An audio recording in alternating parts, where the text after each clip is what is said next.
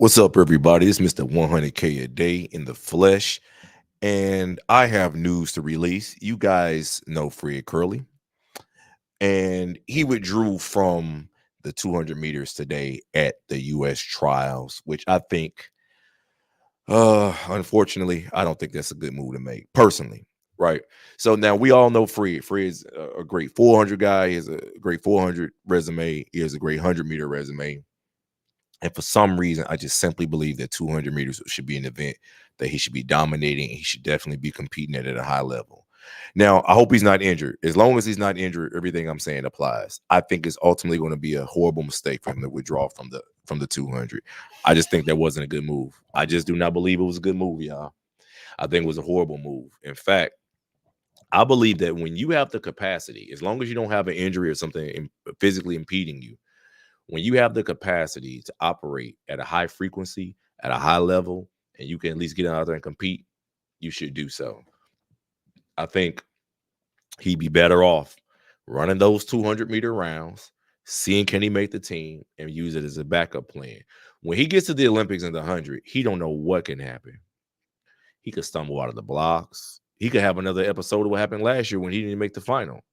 Having that 200 as a backup gives you the opportunity to redeem yourself if something goes wrong in the 100. Same way would have happened with Christian Coleman. I'm sure Christian Coleman's going to show up because he didn't make the team in the 100. I think it's very important that guys who are in track and field or of that caliber utilize any and all opportunity they have can be successful because you don't know what's going to happen. You don't know what's going to happen. It's good to have a backup plan because he could easily lose the 100, not even make the final in the 100, make the team in the 200. But guess what? Be so angry about his performance in the 100 at the Olympics, turn around and win the 200 because he's still physically capable. Yes, he may not have the best mechanics for the 200, but that 100-meter speed that he has and the 400-meter strength that he has is a great combination to still do some sick stuff in the 200-meter dash. I personally believe that. So take a look at the starting list on it now. So they have him out of it, and um Josephus Lyles in the heat with basically nobody. So he should make it. That's a pretty easy heat. Oh, I'm sorry. Courtney Lindsay's in the heat. So Courtney Lindsay should smoke that. Josephus Lyles is only ran 2051 for the year. I suspect he'll go faster than that. The second heat is with Noah Lyles. He's clearly the standout in that. I don't think nobody in that heat is really a threat to him. Yeah, those are all scrubs. Kenny Benerick in the third heat. I don't think there's anybody who's really prepared to challenge him in that one either. Um, In the fourth heat, we have Arian Knighton and Christian Coleman. I think this one's going to be interesting. I believe that um, Arian Knighton, like I said, I talked to the AIU today about Arian Knighton, and they're waiting to see how he does anyway. So I think it's in his best interest that he don't make the team. And that's what usually happens in these situations. Guys who are in these situations, like I noted earlier, and like the AIU reminded me of Tim Montgomery 20 years ago, they don't make the team. Butch Reynolds 30 years ago, 32 years ago, he didn't make the team. So when these guys have these suspensions and drug issues hanging over their head, overwhelming majority of the time, they don't even make the team. So that is what it is. But we don't even know what type of shape Aaron Knighton's in. He still has the drugs in his system, I'm sure, meaning he still has the strength gains that he got from using the steroids. So we'll see how that turns out. But based on his indoor performance in the 200-meter day he ran indoor, you know, he still was in pretty good shape. That was in what I believe March or something. So I don't know. Things look good today for the 200 on the men's side. I'm just happy. I'm just upset to see Fred out of it. I wanted to see Fred make the team. I want to see him have that, just be able to compete in that, particularly if his 100-meter operation doesn't go right at the Olympics. But it's not my call. It's not my call. So that's I'm just looking forward to tonight. I really wish they would have, like the AIU, when they reached out to me and told me about Arian Knighton and the fact that they're the uh WADA and or them, they will be appealing it, and it's going to come out in the next, very short period of time. They didn't announce it today, but it's coming. They've advised me of that. So I know you guys are saying I put clickbait out. There wasn't clickbait. I'm just letting you guys know Arian Knighton time is coming. He's being suspended because he's already tested positive, and they're going to appeal it to the Court of Arbitration for Sport. That's coming. So just give it time, guys. So yeah, we look forward to the 200 today, the opening rounds, and for the men. And this is what it is. I think it's kind of like the field is kind of small for to have 3 rounds. Look at this, guys. Top 6 in each heat make it through. Next 3 fastest times. So that's like 3 times. Three times what? Four.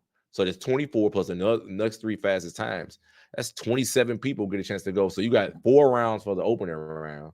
I mean, 4 heats for the opening round, then three heats for the semifinal. They could have really just cut that down to really 2 rounds for real.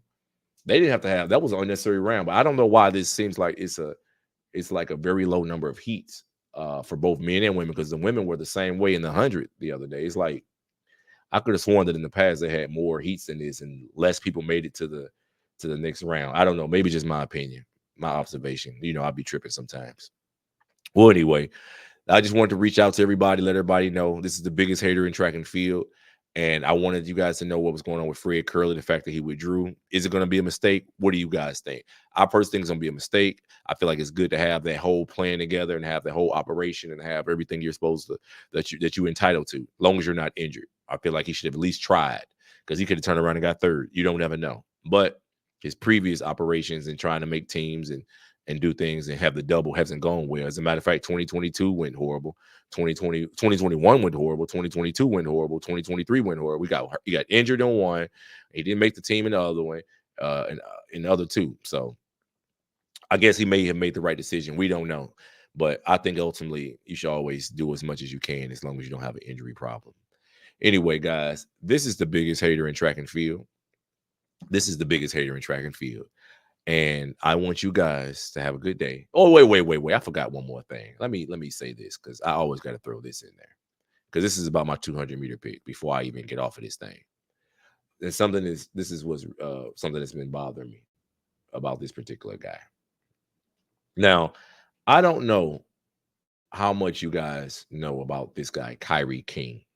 But I'm really interested to see what he does. His 20.11 this year, even though it's not on the 19s and all that, I think that he may be in to surprise a few folks on that. And I want to see how Justin Robinson, even though his 20.37 is not really even a contender, he's not a contender now. He's a 400-meter guy who didn't make the team. This is his backup plan. I'm very interested to see what he's going to do in that. And I have a particular affection for Justin Robinson because he's from St. Louis, and I want to see how he does. He's one of the guys who ran the 44, I think 8 in high school. I believe it may have been in New Mexico. So, and that was 2019 or 2020 that he did that. So I'm interested to see how he does because we've 2 Olympics have gone by now, Olympic trials, and he didn't make the team in the 400, which is his primary event. And I think he got dead last in the 400-meter final. So it's going to be interesting to see how he competes in it and how Christian Coleman rebounds from his disappointment in the 100, because I'm sure he would love to go in the individual event, and his seasonal best is 20.43. I don't know. I don't know. He's gonna have to come a lot better than that. If he couldn't finish 100, I don't know how he's gonna finish at 200. He may have to stop off at the 150-meter mark and grab him a drink or something and reload. Otherwise, it ain't gonna look good. It ain't gonna go right. Anyway, guys, so this is the official end of this episode of The Biggest Hater in Track and Field. Let me know what you think in the comments about Fred Kerley, because I don't think it's a good decision to make. And I'm gonna catch y'all later. Peace.